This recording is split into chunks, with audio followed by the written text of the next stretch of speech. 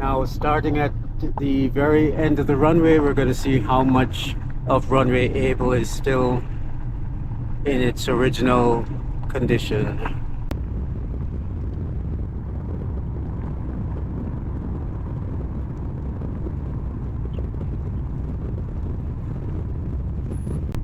All right, Mr. Pilot, what does our reading say? 0.4. All right, so 4/10 of a mile, still unpaved, still undestroyed. All right, cool, thank you. All right.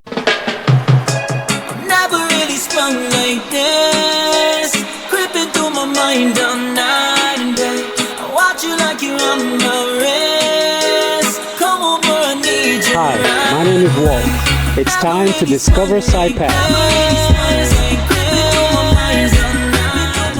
What are we about to do, sir? We are about to drive on Runway Able, the same runway that was utilized for both the Enola Gay and the boxcar to drop the atomic bombs on Hiroshima and Nagasaki, and I get to drive on it.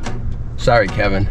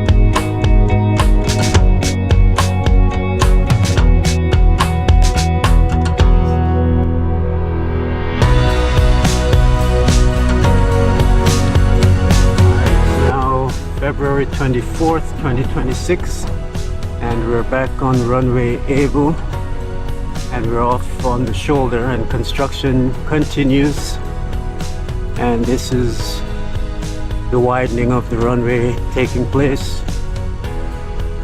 Last opportunity to drive on the original material. Absolutely.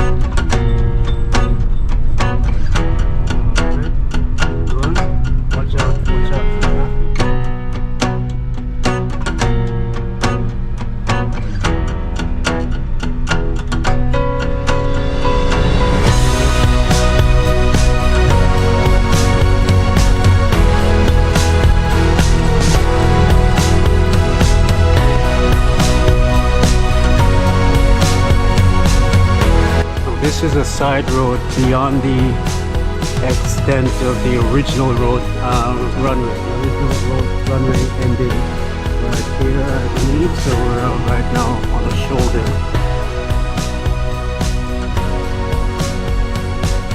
Heading west.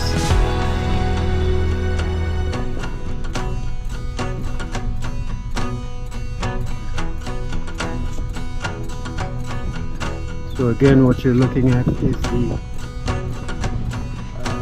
destruction and I probably shouldn't use that word, That's biased.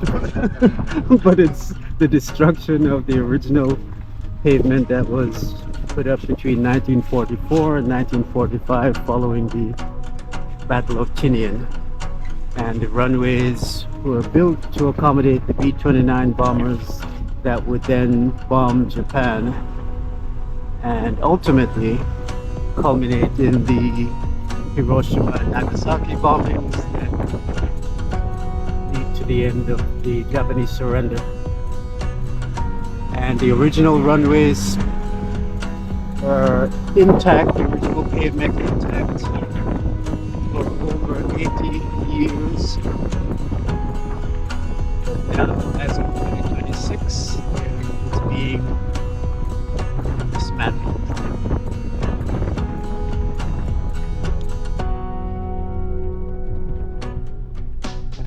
Here with Leonard, who is probably going to be one of the last people to drive on the original pavement of the runway. He's runway able.